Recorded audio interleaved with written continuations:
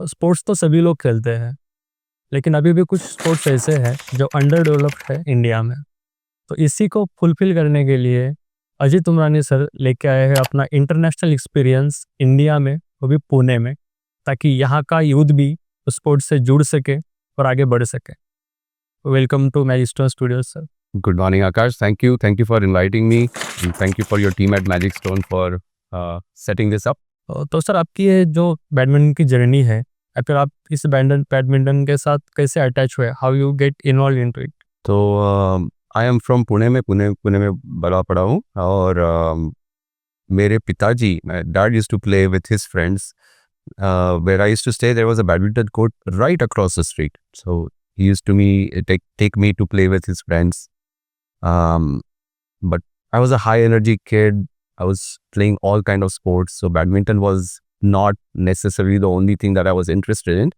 But that changed when my first and actually the only coach, Mrs. Rajashri Varimbe, she saw me playing on the street and she went and talked to my parents and said, this kid, if he gets good training, can actually do really well in badminton.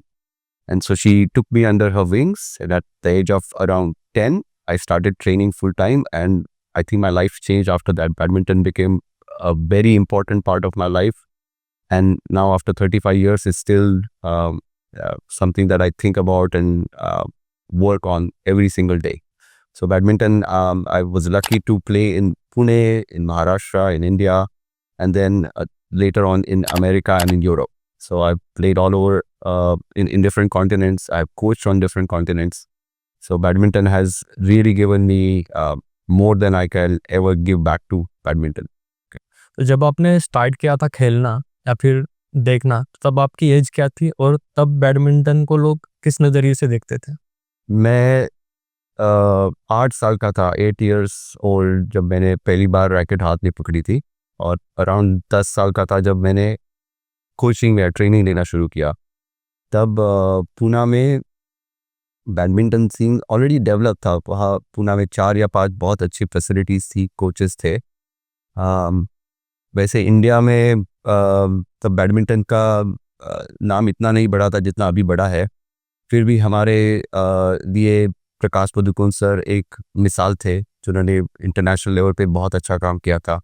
Poona में mister Nandu Natekar sir जी थे, जो national champion थे। Not only in badminton, वो tennis भी खेलते थे, cricket भी खेलते थे। तो ऐसे ऊंचे ऊंचे लोग हमारे सामने थे, जिनको देख के हम ऊंचा सोचने की, ड्रीम करने की कोशिश कर सकते थे।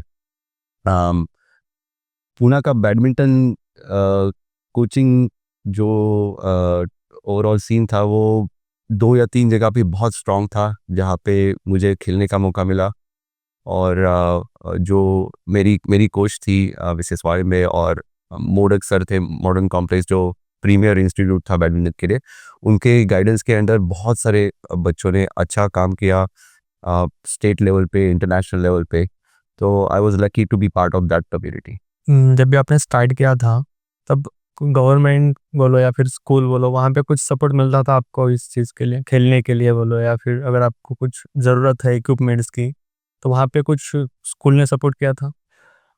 अनफॉर्चुनेटली नहीं। जब मैं खेला था early 90s, late 80s early 90s में, तो मुझे याद है एक बार मुझे बैडमिंटन टूर्नामेंट खेलने जाना था दोपहर को। और वो स्कूल टाइम था और मेरी टीचर मुझे जाने के लिए मना कर रही थी। तो मेरे सब स्कूल के फ्रेंड्स लोगों ने मेरे नाम पे वॉकआउट कर दिया। सब लोग, all the students walked out of the school room and went to the main ground, and everybody was shouting and pleading कि नहीं, इसको जाने दो, इसकी टूर्नामेंट है, इट्स इम्पोर्टेंट। और जो स्कूल के प्रिंसिपल थे, वो फाइनली मान गए और उन्होंने मुझे जाने दिया और मैं वो टूर्नामेंट जीत के आया। लेकिन ये ऐसा एग्जांपल दे रहा हूँ कि ये नेचुरल नहीं था। तब पढ़ाई पे ध्यान दो और खेल तो बाद की बात है। ऐसे सब लोग मानते थे और कुछ तरह से ठीक भी था उस टाइम पे। लेकिन आज ज़माना बदल गया है, आज लोगों में स्पोर्ट्स के लिए ज़्यादा अवेयरनेस है, स्पोर्ट्स में करियर करने की ज़्यादा अपॉर्चुनिटीज़ है। जब मैं खेल रहा था तो बैडमिंटन में पैसा बहुत नहीं था, तो मैं I am from a middle class family, so हमारे फैमिली के लिए भी जो इक्विपमेंट चाहिए, ट्रैवल करने के लिए खर्चा चाहिए, वो जमाने के लिए बहुत सोचना पड़ता था कि अगर आपने ये करना है तो आप लोग क्या नहीं करना है। So you have to give up something to be able to play. And तब महाराष्ट्र बैडमिंटन एसोसिएशन PDMA, उनके पास भी इतना पैसा नहीं था कि वो अपने सब प्लेयर्स को मदद कर सके, लेकिन जो भी था वो उन्होंने अच्छा काम किया था। आज एक तो अपनी इकोनॉमी बढ़ रही है, लोगों के पास डिस्पोजेबल इनकम ज़्यादा है जी। और ऑर्गेनाइजेशन के पास भी इनकम ज़्यादा हो गई है। आज मार्केटिंग की वजह से स्पोर्ट्स का भी रेवेन्यू बढ़ रहा है। जी। तो आज अपॉर्चुनिटीज़ अगर आप करना चाहते हो तो बहुत ज़्यादा है। आपको सपोर्ट सिस्टम है, फाइनेंशियल सपोर्ट तो है ही, लेकिन बाकी जो लोग आपको एक चैम्पियन बनाने के लिए मदद करेंगे, वो इंफ्रास्ट्रक्चर अभी इंडिया गवर्नमेंट बन चुका है। गवर्नमेंट बना रहा है और प्राइवेट इंस्टीट्यूशन दे रहे हैं। अभी भी नेसेंट स्टेज में है, बट एक बेस तैयार हो चुका है। आज भारत में गोपीचंद सर की प्रीमियर एकेडमी है, प्रकाश पदुकोण सर की प्रीमियर एकेडमी है, जो बहुत इंटरनेशनल टॉप लेवल के प्लेयर तैयार करी है। And they have a feeder system to get the good players from all over India to become part of their sports organisations. Okay. तो जब भी आप खेलते थे तो आप किसको देख के मतलब आप आइडल मानते थे, या फिर किसको देख के आप इन्फ्लुएंस ज़्यादा होते थे? तो वैसे इंटरनेशनल स्पोर्ट्स जब टीवी पे देखते थे तो उनके गेम देख के होश ही उड़ जाते थे। उनकी the quality and the game that they were able to execute, वो तो बहुत दूर की बात थी। लेकिन मेरे आमने सामने जो खेलते थे, तो एक दो नाम लूंगा मैं। निखिल कानिटकर, वो एग्जैक्टली मेरे सेम एज का है, 4 दिन से बड़ा है मुझसे बस। मेरे से दुगना ज़्यादा एफर्ट करता था कोर्ट पे और कोर्ट के बाहर में। बैडमिंटन उसके लिए सब कुछ था। He really made everybody else feel कि यार आप और मेहनत क्यों नहीं कर रहे हो। He was outpacing all of us और उसके रिजल्ट भी आए। He went on to become an Olympian from Pune okay. in badminton. A great example for including me, all the players in Pune, to watch him, to train, कैसे train कर रहा है, कैसे वो खेल रहा है, वो देख के बहुत सीखने को मिला। some of the other players, एक है विंसेंट लोमो करके बम्बई का प्लेयर है, वो मुझे बहुत पसंद था। मैं उसको देख के उसको जैसे खेलता था, स्ट्रोक करता था, उसकी कॉपी करने की बहुत कोशिश करता था। और बाद में ज़िंदगी में और सारे लोगों के साथ मुझे खेलने, पूरी दुनिया के लोगों के साथ खेलने की मुझे चांस मिली। एक टोनी गुनावान करके डबल्स प्लेयर है, जो मैं मानता हूँ कि डबल्स के बेस्ट एवर प्लेयर है, जो ओलंपिक गोल्ड मेडल जीत चुके हैं। मैं उनके साथ खेला हूँ, उनके अगेंस्ट खेला हूँ, उनको देख के बहुत सीखने को मिला है। सो मैं थ्रू आउट द लाइफ जो मेरे आसपास लोग थे, उनसे देख के, उनसे सीख के अपनी गेम में इम्प्रूवमेंट करता रहा हूँ।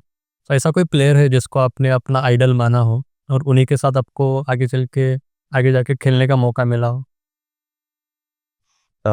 तो Tony Gunawan would be the name जो मैंने उनको टीवी पे देखा था, उनके बारे में सोचा था। प्रकाश सर के बाद सर के साथ मुझे एग्जीबिशन मैचेस खेलने के मौके मिले हैं। और प्रकाश सर तो भारतीय बैडमिंटन के पिताजी की तरफ है। उन्होंने ही पूरी ये बैडमिंटन की एक्सेलेंस इंटरनेशनल लेवल की उन्होंने ही शुरुआत की है। So those are the two examples I can think of, जहाँ उनके साथ खेलते हुए भी it was a dream come true. The only other name I can think of is एक राजीव बग्गा करके बम्बई के खिलाड़ी थे, और ही इज़ एक्चुअली हैंडीकैप, उनको सुनाई नहीं देता, but he was a brilliant player and he was national champion multiple times. He currently lives in UK. But मुझे याद है जब मैं उनके पहली बार खेला था उनके साथ, और we had a very tough match. हमने 3 गेम खेले एक अगेंस्ट ईच अदर, वो फाइनली जीत गए। मैं 18-19 साल का बच्चा था तब। मेरे से जीत गए, लेकिन मैच के हैंडशेक होने के बाद मैंने उनसे सिग्नेचर लिया था। तो that was my one of the best memories as a youngsters, कि समबडी मैं उनको इतना उनको I was looking up to that a player, but I was able to compete and give my heart out, play my best. Even though I did not win, I had a fantastic time. I have great memories from that match, and I still have that signature from Mr. Raju Bagga. तो वो match हारने के बाद भी आपको ऐसा लगा था कि नहीं, ये चलो ये मैच तो मैं हार चुका हूँ, लेकिन मैं खुद को मोटिवेट करता हूँ और वो आगे जाता हूँ? मेरी पहले से ही यही तमन्ना थी कि मैं खुद से जितना हो सके ज़्यादा से ज़्यादा अच्छा खेलूँ। जीत हार तो अपने हाथ में होती नहीं है। There are so many factors जो आपको हेल्प कर सकती है ऑन अ गिवन डे, और आपसे आपको हरा भी सकती है। तो my aim was always to try my best and be my best on the court, give my best on the court.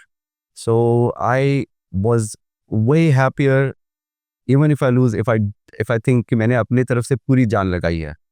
और कभी कभी कुछ जान भी नहीं लगाई, दिन भी नहीं था, फिर भी जीत गया, उसमें मज़ा नहीं आया मुझे।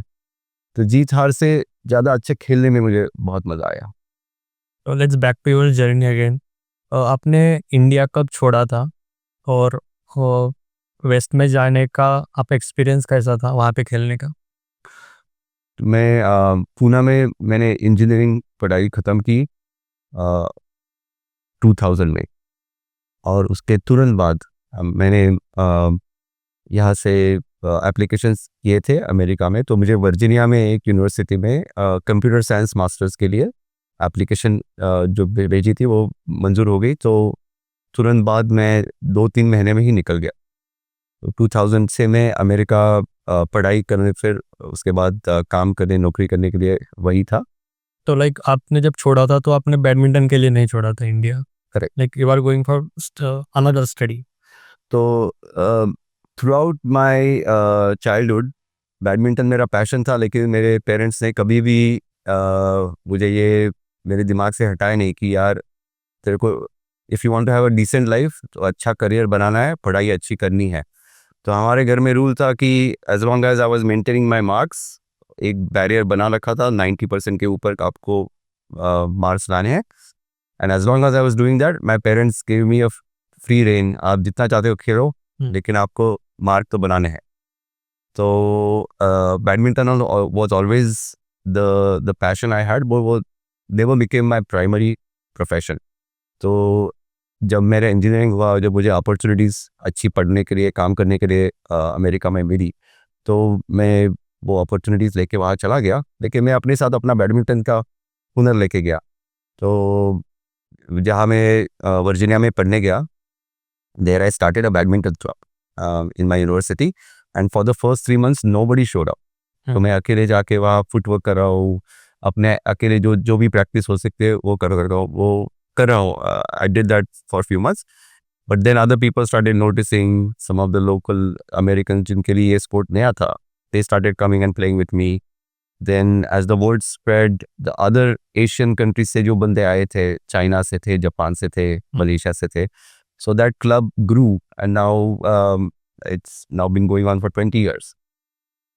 तो बैडमिंटन में जो बहुत नेसेंट स्पोर्ट था अमेरिका जब मैं गया था 2000 में, और वो छोटा ही स्पोर्ट था अराउंड 2008 तक। उसके बाद बहुत उसमें इम्प्रूवमेंट आई, पैसा आया, इन्वेस्टमेंट आई, और आज अमेरिका के ड्रीम है कि वो ओलंपिक चैंपियन बनाए। They are hoping to win a medal at the 2028 LA Olympics. यहाँ तक उनकी जर्नी चली गई है लास्ट 20 साल में। ओके। जब भी आप कॉलेज में खेलते थे तो आपको कुछ स्पेशल ट्रीटमेंट मिलता था? Like you are the one of the player who can play badminton? Definitely नाम लोगों को पता था, और मुझे स्पोर्ट्स अवार्ड्स मिलते थे कॉलेज में। तब मेरे पेरेंट्स आते थे और सब लोग मुझे मेरे लिए तालियां जब बताते, मेरे पेरेंट्स यूज्ड टू क्राई। वो देख के बहुत अच्छा भी लगता कि मैंने मेहनत की है, उसका मुझे रिकग्निशन मिल रहा है, and specially for my parents, to see it in front of my parents. पर at the same time struggle भी था, क्योंकि आपको पढ़ाई भी करनी है, पैसा भी देखना है। खेलना भी है, नींद भी करनी है, और पैसा भी जुटाना है। Every time you have to travel, you have to somehow manage all of these things. So as a young player वो थोड़ी मैच्योरिटी ज़्यादा आने लगी और बनानी पड़ी to be able to play and study at the same time. तो like college में कोई अटेंशन लेने के लिए गिटार सीखने की ज़रूरत नहीं पड़ी। एब्सोल्युटली, आजकल तो स्पोर्ट्स स्टार सब, सोशल मीडिया भी आप देखो, इवन फाइनेंशियल भी आप देखो, स्पोर्ट्स स्टार ही सबसे आगे बढ़ रहे हैं। जी, आपका प्लेइंग करियर पे आते हैं। तो अपने प्लेइंग करियर में जब आपने स्टार्ट किया कि मुझे बैडमिंटन ही करियर बनाना है, तो उस टाइम पे क्या-क्या चैलेंजेस आपने फेस किए? um, तो मेरा प्लेइंग करियर आप 2 या 3 हिस्सों में बांट सकते हो। जब मैं पूना में इंडिया में था, मैं जूनियर अपने एज के हिसाब से खेलता था, और मैं पूना के चैम्पियनशिप जीत चुका हूँ, महाराष्ट्र के चैंपियन जीत चुका हूँ, और महाराष्ट्र की टीम्स के साथ खेला हूँ। उस टाइम जैसे मैंने पहले आपसे नाम बोला था, Nikhil Kanitkar ji, he was playing at a completely different level, क्योंकि उन्होंने बैडमिंटन अपना प्राइमरी करियर बाकी सब छोड़ के, उसके it's not only him, his family also supported him. He's focusing on that, only that. Yes, so he had to leave India, leave Pune, sorry, and go to first Bangalore and then other places to train and focus only on badminton, जो मेरी family और मुझे नहीं करना था। So the balancing act as a junior player was tough, कि exam भी आ रहे हैं और मैचेस भी है, तो प्रिपरेशन भी करनी है। Many times I had to fly back, and they would, मेरी कॉलेज ने मेरी ओरल इंटरव्यूज़ और मेरी पेपर सबके होने के बाद 4 दिनों के बाद किए हैं। ऐसे बहुत बार हुआ है, जहाँ पे to maintain my academic record and to be able to compete, I have to make a lot of sacrifice, जो ट्रैवल करना पड़ा, और कोर्ट पे पढ़ाई करो, पढ़ाई करते हुए ट्रेनिंग कर दो, ऐसे बहुत I had to do manage both of them, but it was very satisfying. I was happy to do both. Badminton तो पैशन थी, और पढ़ाई भी में अच्छा था। मैं 10th के बोर्ड रैंकर हूँ एसएससी का, तो वहाँ से भी मुझे रिकग्निशन मिला है, और I was good in certain subjects, जो मुझे पढ़ाई करने में भी शौक था। I was able to balance that. तो एक मैसेज मैं ज़रूर देना चाहूँगा हर एक पेरेंट को, जो अपने बच्चों के टीनेज ईयर्स में स्पेशली चुन रहा है। आई डोंट नेसेसरी थिंक कि स्पोर्ट्स और पढ़ाई और बाइनरी चॉइसेस, कि आपको एक करना है दूसरा छोड़ ही देना है। ऐसी बहुत मिसालें, बहुत एग्जांपल्स है जिन्होंने दोनों में अच्छा काम किया है, और दोनों में सेटिस्फैक्शन उनको मिला है।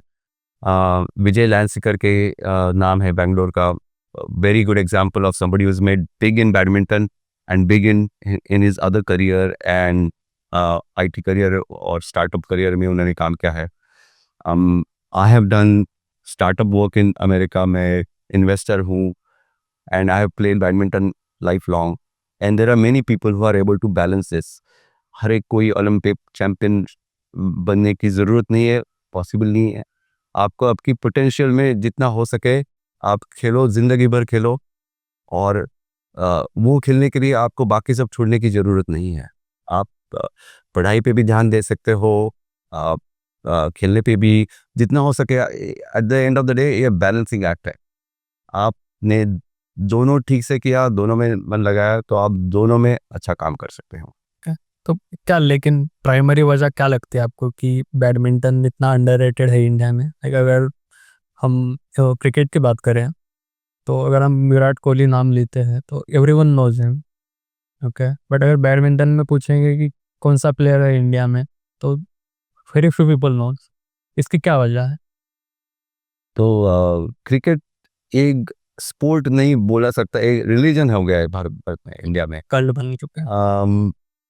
और मुझे भी बहुत पसंद है क्रिकेट, और तो मैं भी शायद बैडमिंटन से ज़्यादा क्रिकेट ही देखता हूँ टीवी पे, क्योंकि जब मैं यंग था, तो टीवी पे सबसे ज़्यादा वही दिखाई दिया जाता था. And cricket has in a way sucked most of the talent, sports talent and money and attention of everybody in India. एक एक this is the world's biggest sporting country में सबसे बड़ा स्पोर्ट है यहाँ. तो उसकी वजह से बाकी सब sports they are getting overshadowed. Badminton और tennis are the only two individual sport जो भी थोड़ी फार सक्सेस इंडिया में बनाई गई है. बैडमिंटन ने टेनिस से ज़्यादा वर्ल्ड पे परफॉर्मेंस है. और अभी अभी तो पैसा भी एंड रिकग्निशन भी है, बढ़ रहा है. इट्स ऐसे नहीं है कि बिल्कुल बैडमिंटन का नाम चल नहीं रहा. But compare to cricket recognition कम है. और everybody wants to be the next Sachin Tendulkar, Virat Kohli, Rohit Sharma. But there are now a lot of kids who want to be the next PV Sindhu, Saina Nehwal, Lakshya Sen. तो अभी role model बन रहे हैं. और आप उनको TV पे add पे देख रहे हो, आप उनके मैचेस के हाइलाइट्स देख रहे हो इंस्टाग्राम पे. जी. तो ये कल्चर थोड़ी थोड़ी धीमी गति से चेंज हो रहा है. और I am very happy to be part of this journey. और लाइक अगर किसी को बैडमिंटन में टॉप पे जाना है इंडिया में, अगर हम बोलेंगे, तो उसके लिए क्या पाथवे है, या फिर किस किस चीज़ों का उसको ध्यान रखना है कि हाँ मुझे ये चीज़ करनी है, उसके बाद ये करनी है? तो इंडिया में कोई भी स्पोर्ट ले लो आप, competition compare to other places, जैसे मैं अमेरिका में खेला हूँ, यूरोप में खेला हूँ, इंडिया में कंपटीशन बहुत ज़्यादा है. तो since badminton is a individual sport with pyramid result, कितने भी बच्चे हो एक ही विनर निकलेगा. तो आपको जीतना है तो आपको सबसे ज़्यादा मेहनत करनी है जो भी आपके अगेंस्ट है. Whoever are your opponents, you have to work harder than them. That's the only way to win. And to make it big in badminton in India, that's why people who are trying to make a choice sometimes make a choice कि बाकी सब छोड़ दो, मैं badminton में पूरा ध्यान दूंगा. And they make this a primary profession not only for the player but for the family. क्योंकि आपको स्टूडेंट को लेके ट्रेनिंग के लिए जाना है हर दिन 2 या 3 बार जाते हैं लोग. आपको टूर्नामेंट में लेके जाना है. You have to worry about their nutrition, you have to worry about their physical fitness. तो इन्वायरमेंट बनना बहुत ज़रूरी है. तो यस, आपको अगर आपको सबसे ज़्यादा मेहनत कर रहा है कोई बंदा, इतना काम कर रहा है, तो आपको उससे ज़्यादा काम करना पड़ेगा. तो the way I would think about it is कि पहले जब आप शुरू करते हो, टिपिकली 7-8 साल की उम्र के बच्चों से स्टार्ट होता है. तो पहले 5-6 साल, around till the age of about 12-13, आप जीतने हारने की कोशिश ना करो. आप you worry about finding love about the sport. आप खेलते रहो, सीखते रहो. And once your growth sports happen, उस टाइम आपको अच्छी ट्रेनिंग, अच्छी गाइडेंस की ज़रूरत है. उस टाइम अगर आपकी अच्छी ट्रेनिंग हुई and you are really doing well competitively, then there are many pathways to start competing at the highest level. उसके लिए अच्छे अकेडमीज है, अच्छे कोचेस है. आप पूना में स्टार्ट कर सकते हो, उसके बाद आप स्टेट लेवल पे, अगर आपको नेशनल लेवल पे जाना है तो there are academies in Hyderabad, in Bangalore. Hopefully we'll have similar academies in Pune and Mumbai of similar quality. Right now the best academies are in Hyderabad and Bangalore. So somehow you have to find a way to get into those academies. So that is the way to that's the pathway to make it really big. आपको बनाना है career, तो that's the way I would go about it. आपने nationally matches खेले हैं, internationally खेले हैं, तो जब भी आप मैच के लिए कुछ प्रिपेयर करते हो अपने कोई भी मैच के लिए, तो आप मेंटली और फिजिकली क्या प्रिपरेशन करते हो? तो मेरे लिए सबसे इम्पोर्टेंट था कि मैं अपनी तरफ से बहुत अच्छा परफॉर्म करूं. जीतना या हारना मेरे लिए ज़्यादा इम्पोर्टेंट नहीं था. So for every match my biggest thing was, am I in my best shape to give my 100% on the court. बाद में जब थोड़े हाई स्टेक्स मैच मैंने खेले हैं, वहाँ पे to study the opponent before the match कि उनके क्या रिजल्ट्स आए हैं पहले. Later on you could see their matches on YouTube. तो आप you could study where they were strong, um, what style of game do they have, and then go with some kind of plan in your head, but be ready to change that plan to adopt when you are playing on the court. Being from an engineering background, analytical mind है मेरा, so I was able to look at the game a little bit differently. जो मैं the way I would break it down in my head कि मेरे को क्या करना है, and I was able to try to implement that खेलते हुए कि यार ये अच्छा नहीं हो रहा है आज, तो मुझे काउंटर करने के लिए कौन सी स्ट्रैटेजी करनी है. So I was able to fortunately use my analytical mind and my sports ability, the athletic ability, to get most out of what जो मुझे दिया है भगवान ने, उससे I could make the most out of that using those two things bringing together on the court. तो आपने अपने बैडमिंटन के करियर में कुछ सेटबैक्स देखे हैं और अगर देखे हैं तो वो आपका एक्सपीरियंस कैसा था? तो बैडमिंटन मेरे लिए कभी प्राइमरी करियर था ही नहीं, तो मैंने हाई स्टेक्स मैच इतने खेले नहीं है कि जो जहाँ मुझे लगा कि ये मैच हार गया तो मेरी ज़िंदगी बर्बाद है. तो वो वाले एक्सपीरियंस तो मुझे है नहीं. लेकिन जो सबसे इमोशनली सेटबैक जो मेरा एक्सपीरियंस था बैडमिंटन में, जब I was a teenager and my doubles partner and multi time national champion Sushant Chiplakatti Pune से एक प्लेयर थे. Okay. And he met with an unfortunate accident. Mumbai में लोकल में जाते हुए ही fell down and he died in Mumbai, and that was a big shock to the whole badminton community. Of course me personally, बहुत अच्छा दोस्त था, मेरा डबल्स पार्टनर था, and we as a sporting community we really all had to deal with that loss, big loss Pune के लिए, I would say for Indian badminton.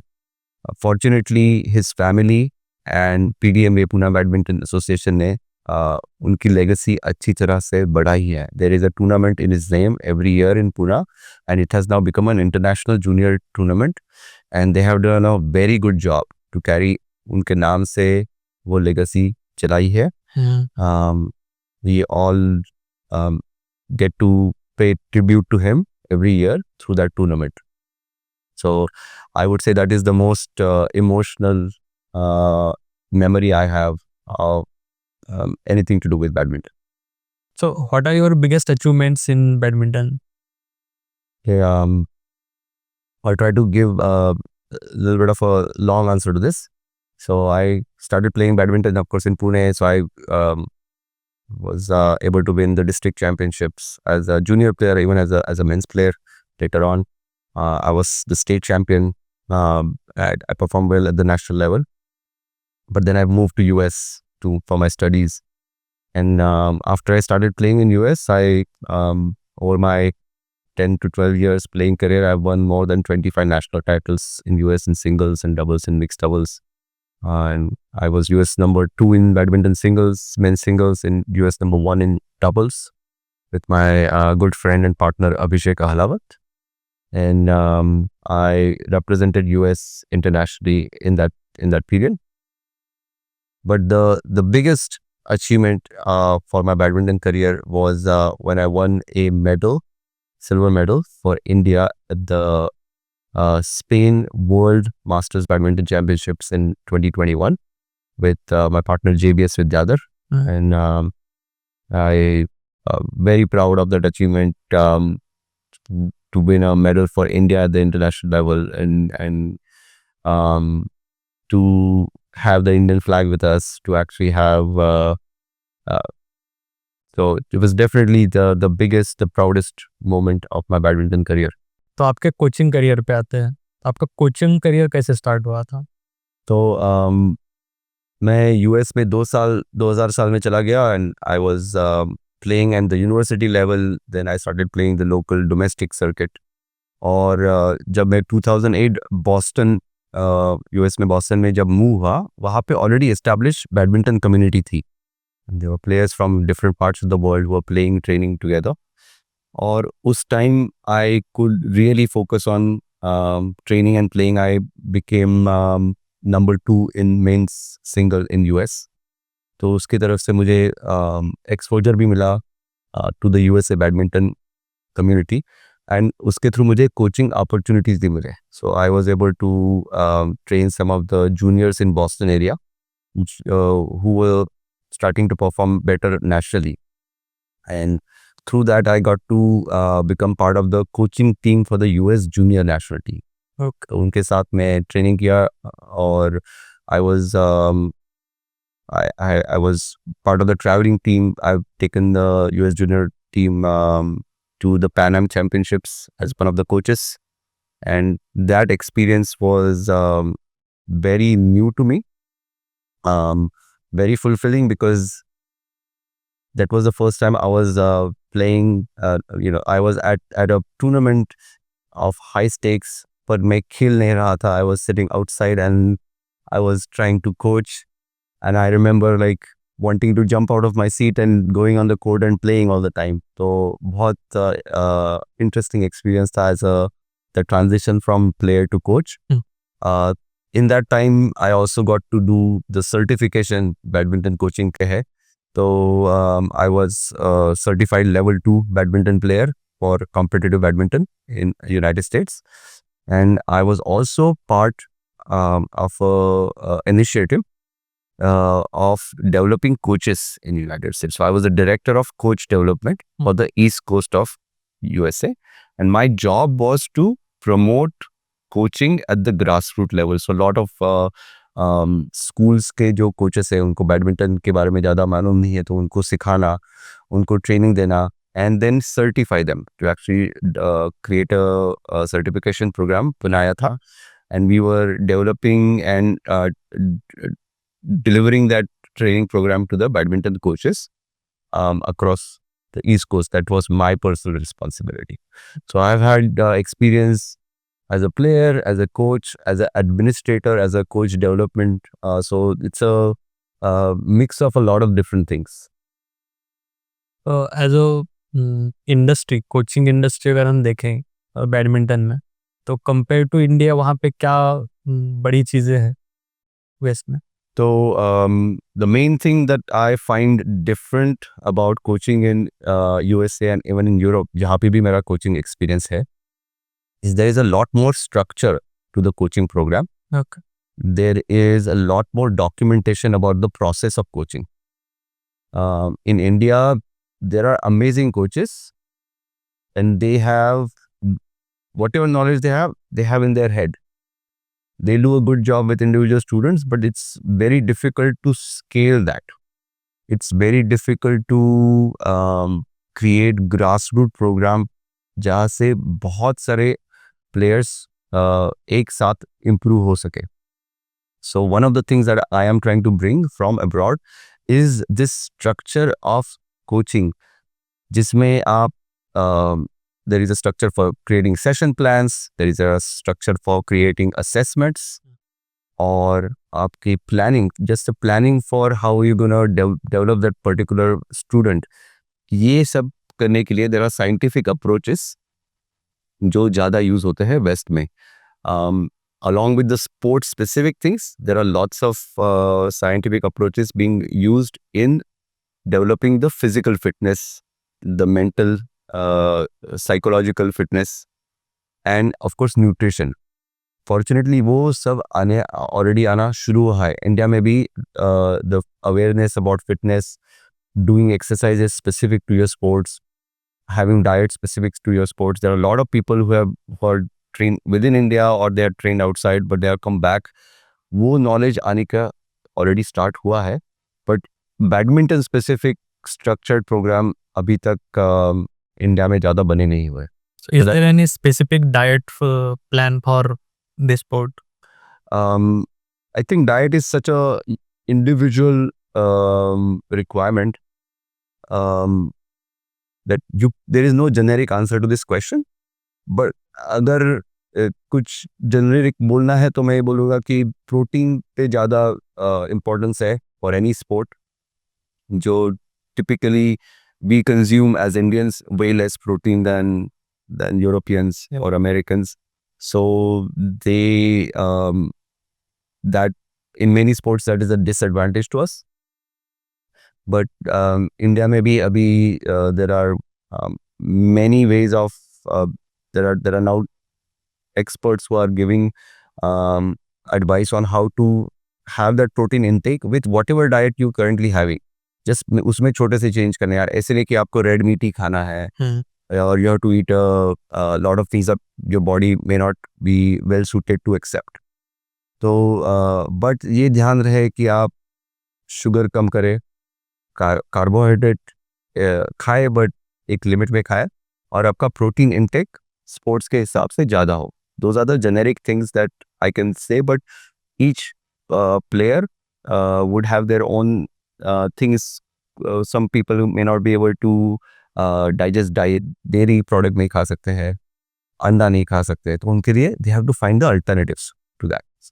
But so the best way for you to if you really want to focus on that is to find an expert जो आपकी body को, आपकी dietary system को study करके आपको बराबर सलाह दे सके. ओके. तो आपने इतने सारे टीम को ट्रेन किया है, कोच किया है, तो what are the some major mistakes teams do और player do? So one of the things that I notice is a lot of players, they jump ahead too much. Okay. इसका मतलब ये है कि आप शुरुआत कर रहे हो और आपने किसी रील को देखा टीवी पे, आपको वो रील करके वो उस तरह से खेलना है, वही स्टाइल करना है. वो स्टाइल आप रिपीट करना चाहते हो. सो उसमें बुराई कोई नहीं है, बट द प्रॉब्लम है कि आपका बेस सॉलिड होना चाहिए. आपके बेसिक टेक्निक है, फुटवर्क है, रैकेट पकड़ने की जो टेक्निक है, बेसिक आर्म बॉडी मोशन है, जब तक वो ऑटोनमस ना हो जाए, मतलब you don't have to think about it till that point. The only way to exercise and work in badminton is repetition. आपको ये करते रहना है जब तक आप ये बिना सोचे कर सके, बिना सोचे आप कोर्ट पे मूव हो सके, बिना सोचे आप मार सके. If you want to start playing like a world champion without having those basic skills, then you are gonna struggle. You will feel like यार हो नहीं रहा है, and you will also increase the chance of injury. तो आपको आपके there is a journey to make becoming an expert. You have to spend the time, you have to make the effort, और you can not expect कि मैंने आज racket उड़ाई है और नेक्स्ट साल में चैम्पियन बनूंगा. बिकॉज जैसे मैंने पहले बोला, आपको चैम्पियन बनना है तो आपको जो भी जितना काम कर रहा है आपके अगेंस्ट, उससे ज़्यादा काम करना है, and this doesn't come naturally. So there are couple other aspects to this answer. बहुत बार ऐसे होता है कि पेरेंट्स चाहते हैं कि अपना बच्चा और बच्ची चैम्पियन बने. So more than the student, the parents are motivated, they are pushing him, and उसमें भी कोई गलत बात नहीं है, but at the end of the day champion होगा बच्चा ही होगा. उसके he has to have that जिद होनी चाहिए, वो हुनर होना चाहिए उसमें, एबिलिटी. वो अबिलिटी तो ठीक है, लेकिन देयर इज अ माइंडसेट कि मुझे जीतना ही है, मैं एक दूसरे से ज़्यादा काम करूँगा, मेरी जो भी कमियां है मैं उस पर काम करूँगा, I will become better every day. That champion mindset coach भी नहीं डाल सकता स्टूडेंट में, प्लेयर में, पेरेंट्स भी नहीं डाल सकते. Right. So natural talent, ability आपको एक लेवल पे ले जा सकती है, लेकिन आपको चैंपियन बनना है, there is something that the player has to have within himself. You can encourage that, लेकिन वो स्पार्क प्लेयर में होना चाहिए. अगर वो स्पार्क प्लेयर में नहीं है तो पेरेंट्स उसको पुश करते रहेंगे, and it will lead to bad relationship between them and the coaches, and chance of injury. आप उसको फिजिकली पुश करते रहो, उसकी बॉडी नहीं ले रही है. So there are some risks of doing this. So there is, if you really want to make your kid a champion, I think you need to give few years to the process. और जैसे ही basics training से आपका बच्चा बच्ची जब एक 4-5 साल की एक्सपीरियंस के साथ इफ ही और शी हैज़ दैट स्पार्क जो खेलने की जिद है, and he is or she is performing well, then you can focus on trying to make the choices जो आपको sacrifices करने हैं as a family कि हमें ये करियर बनाना है, क्या हमें इतना इतना इन्वेस्टमेंट, टाइम का इन्वेस्टमेंट है, फाइनेंशियल इन्वेस्टमेंट है, स्कूल को छोड़ना है नहीं है. So you have to take a lot of these tough decisions, but don't make those decisions very early on. It's very important that kids enjoy the game, love to just have a good time on the court, अपने friendships बने. This is a lifetime gift. ये sport ऐसी चीज़ें आपको ज़िंदगी भर आपके साथ रहेगी, आपको फिट रखेगी, आपको अच्छे दोस्त मिलाएगी. So I think in the beginning focus on just becoming a good sports person. चाहे बैडमिंटन खेलो, चाहे क्रिकेट खेलो, चाहे कोई भी खेलो, and then worry about trying to become a champion. Okay. So how do you design a training or coaching program for physical or mental health for an ordinary person? So one of the things that I'm trying to do, which is different than what's currently available, is bringing that structure to the training plans. आज ऐसी चीज़ है, बहुत सारे coaches उनके दिमाग में कुछ है, वो कोर्ट पे जाके वो सिखा रहे हैं, but to do that at a scale without a structure is difficult, क्योंकि आपको मालूम नहीं है कि there is no way to find out कि when the kid has enrolled उसने कौन कौन से ट्रेनिंग सेशन दिए हैं, how was he doing on day 1 versus how is he doing on day 90, other than the subjective कि coach देख के बोल रहा था कि हाँ अच्छा कर रहा है. There is no assessment happening. So one of the things that I'm bringing from my experience from the West is having that structure to the session plan. जो we will try to have the session plan every month.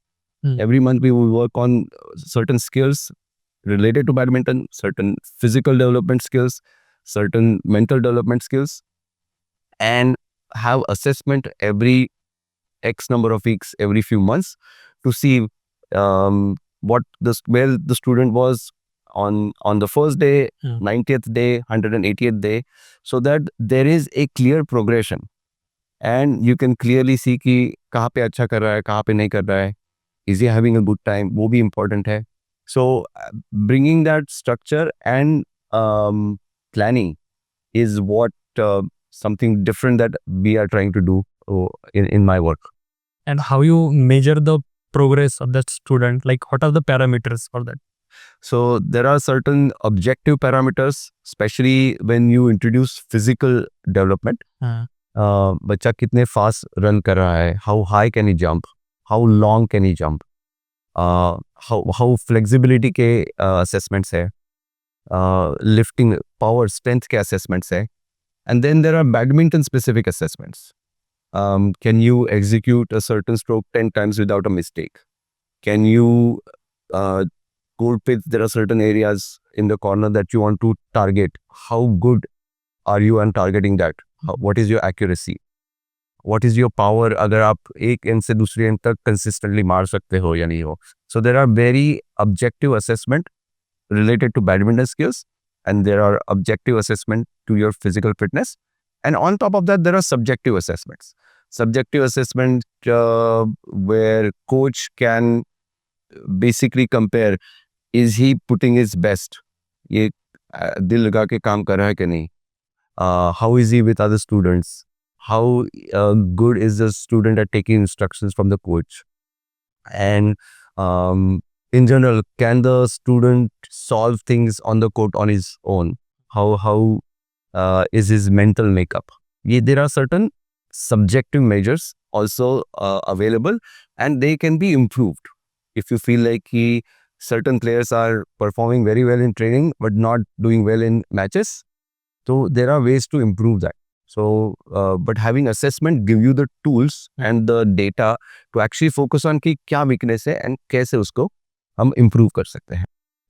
When you teach, तो कभी कभी ऐसा भी होता है कि आप स्टूडेंट्स के मैचेस करवाते हैं, तो उसमें भी हार जाते हैं, उनके लिए क्या स्पेशल करते हैं? तो मेरा मैसेज हमेशा यही रहा है और रहेगा कि you are competing against yourself. आपको कल से आज ज़्यादा अच्छा काम करना है. अगर कोई दूसरा बंदा और काम करके आपसे बेहतर कर रहा है, वो आपको हरा रहा है, that is not the criteria that I am gonna measure or you should measure yourself with. You just need to say कि मैंने ठीक से काम किया, मैंने दिल लगा के काम किया, and every time you win or lose, there are gonna be things आपको वो सिखाए, there will be things that you can learn from that particular match. More from the matches that you lost, less from the matches you win, but there are always things that you can learn. So if whenever I get my students to play against each other, I am not telling them to focus on winning or losing. I'm telling them to focus on what we learn now. Make sure that you execute that ये match में. Just make sure that the learning that you are, everything that you're learning, that is getting utilized. आप उसको use कर रहे हो, आप उसको incorporate कर रहे हो, and if you believe in that process, eventually you will start winning. Winning is a byproduct of working hard and doing the right thing. Yes. Meaning focusing on winning will actually not lead to a lot of success. तो जब आप approach करते हो किसी भी team को या फिर स्टूडेंट को, तो उसका मेंटल हेल्थ कितना मैटर करता है परफॉर्मेंस में?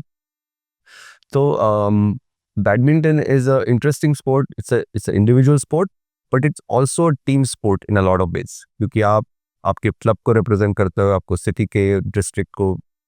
So there are many times you are playing doubles में, तो you are playing as a pair. But at the end of the day, आपको execution खुद में करना है. You know everything in your head, but you're not able to execute.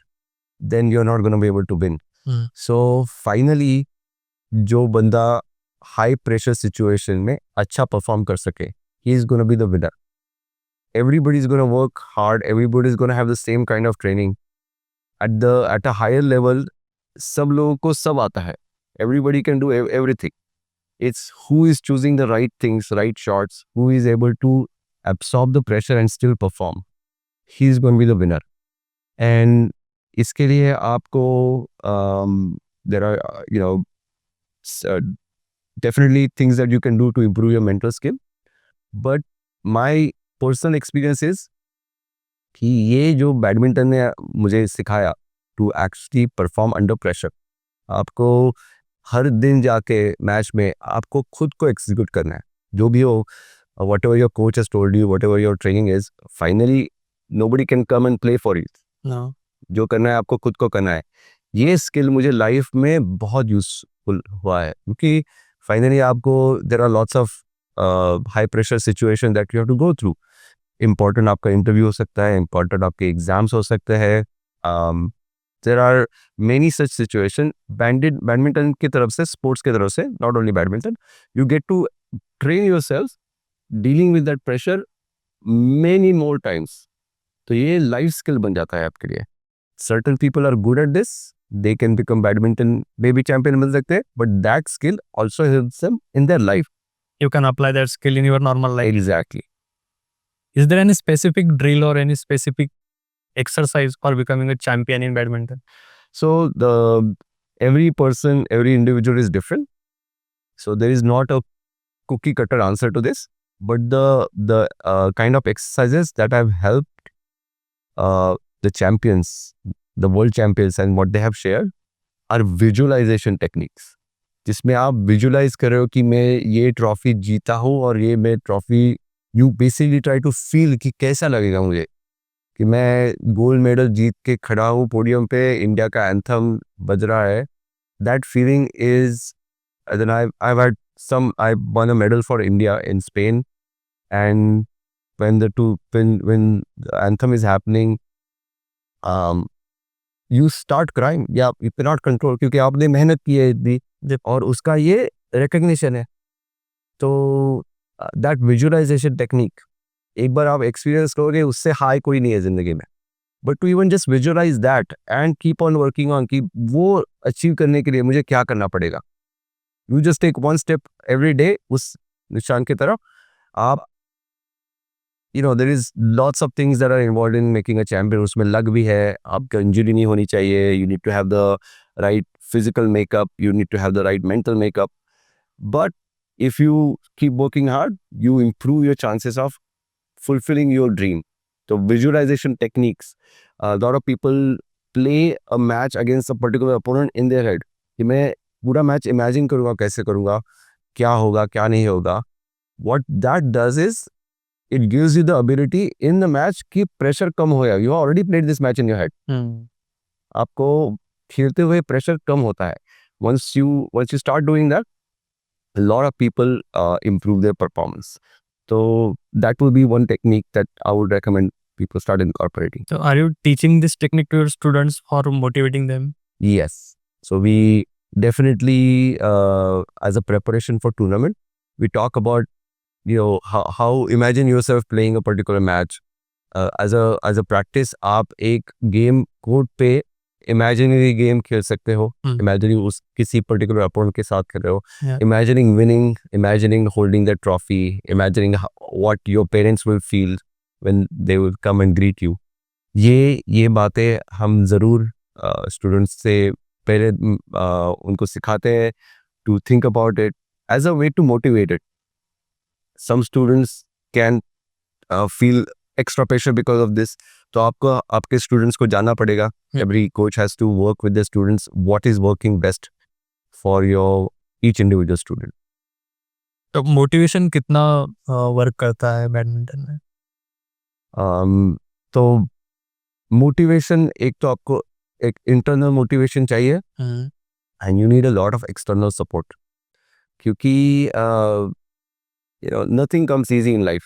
आपको मेहनत करनी पड़ेगी and that मेहनत is not फ्लैश नहीं होता है. वो जो आप रोज काम कर रहे हो, जो पसीना आप निकाल रहे हो, that is not sexy, if that's the right word, but that is what's going to lead to the big outcome. तो उसी लिए आपको मोटिवेशन चाहिए to keep working hard. Don't stop mid journey. आपको जितना आपका पोटेंशियल है उतना जाने के लिए you need motivation from your parents, your school system, your coaches, your everybody around you, because to make something big in any one particular area of your life, you have to make sacrifices about the other areas. When your friends are playing mobile games, आप दौड़ रहे हो, तो you need motivation to keep doing that. So that's why you need that system कि आपको लोग support करते हैं इस जर्नी में. आपको खेलते हुए इंजरी हो जाए तो आपको सेटबैक है, you have to recover from that injury. So you need a lot of this support system and motivation to succeed in the long term. अगले 5 साल में आप बैडमिंटन का फ्यूचर क्या देख रहे हैं इंडिया में? सो इंडिया में एट द एक्सलेंस सेंटर्स अच्छे बन रहे हैं and there is lots of money and development and lots of good crop of players is coming up. So we are looking as a nation, we are looking for the next PV Sindhu, we are looking for the next doubles champion, mixed doubles champions, and hopefully within the next 5 years we will be back at the Olympic podium. यहाँ पे India का फिर से medals से we barely missed out on the medals in France. Actually मैं देखने गया था. I saw Lakshya Sen's matches. It was unfortunate, we were very close but मिले नहीं. But we are now producing enough contender for the medals कि वो they can perform best at their at the international level. And the other thing that's happening is I'm working with this organization called Hotfoot, whose mission is to introduce sport at the grassroots level. So Hotfoot is an organization that's that manages multi-sports arenas across India, in different parts of India. Okay. And their mission is to introduce sport, increase participation, and change the attitude of sports Indians के mind में. Mentality. Yes, the mentality about sport. To look at sports as part of your lifestyle. ये important हिस्सा है. ये fitness पे अभी ध्यान जा रहा है. And sports is just a way to make fitness interesting. Sports में आप, not everybody is going to become a champion or Olympian, but everybody can play. and there are so many sports available. Fortunately badminton के लिए India में बहुत infrastructure बन चुका है. So the goal for this organization is to increase participation, give them access to these multi-sports facility. आप badminton खेलो वो अच्छा नहीं लगा तो टेनिस खेलो, वो अच्छा नहीं लगा स्विमिंग करो, नहीं तो football Khelo. So it's a great goal. Pavit Singh, who is the owner of and founder of this company, very inspiring person. I'm really happy to work with him and contribute to the badminton part of this vision. जहाँ में badminton हर जगह पे, हर शहर में everybody should have the opportunity to participate and try this game out. It's a beautiful sport, and if you love it, if you want to compete, we want to create structures to give you the ability to compete at the highest level. But at the minimum, what we want to do is introduce them the right technique कि जैसे आप जिंदगी भर खेल सको. Minimising the chance of injury, आपको एक अच्छा बेस दिया जाएगा, सिखाया जाएगा कि आप you can reach your highest potential and enjoy the sport, enjoy it with your family, with your friends throughout your life, and with the minimum chance of injury, क्योंकि आपको right techniques पहले से सिखाए जाएंगे. So अगर किसी normal person को join करना है तो what is the process of that? So what we are doing is we are starting a new academy. My personal first academy in Pune area is coming up in Cinchwad. We are calling it Ace Arena, and it's starting on 1st of December. We have 6 badminton courts and few other sporting facilities like table tennis and gym. And we really want to create this structure where we want to help everybody who is coming in through our doors, to give them these tools to learn the basics of the badminton, to have these assessments where they can see, the parents can see, even the students can see how they are making progress. It's very good for the students to see, I was not able to do something 10 days ago, now I'm able to do it, and to have documentation process for that. So our goal with Ace Arena is to create that structure, so every student who is coming in and training with us will have these tools, session plans and assessments, and injury prevention plans, and they can actually see their progress throughout their playing career. Their parents can track their progress, and if they actually have that spark and that competitive spirit, we will have the pathway for them to actually get to the best academies in India. So one of the other things that I haven't mentioned so far is my wife is European, so I spend a lot of time in Europe. So in the last few years, I have been associated with their junior national team. So I coach some of their junior national champions who are doing really well in Bulgaria and Eastern Europe, where my wife is from. And those kids are performing well in Europe, and they hope to perform well at the world level. But what we are trying to do is actually get some of those students to our facilities in Pune to train with us. They like training with me, they want to come and train with me, and vice versa. Try to get some of our students to go get exposure to the European training styles, the training facilities there. I also have friends in US who are running badminton academies, so we are also talking about these exchange programs with the students. I have had opportunities to train at the Olympic Center in US, so we can even create opportunities for students to experience that and have coaching clinics in US and at the best sporting facilities. So that is our goal, to have this the world exchange programs of badminton talent. If you also want to join Ace Arena badminton court, just click the link below and touch with the Ace Arena team. We welcome you to join Ace Arena Badminton starting from 1st December. And if you join now, you can take advantage of the exciting offers we have for all new members who will join us in the month of December. So look forward to see you on the courts.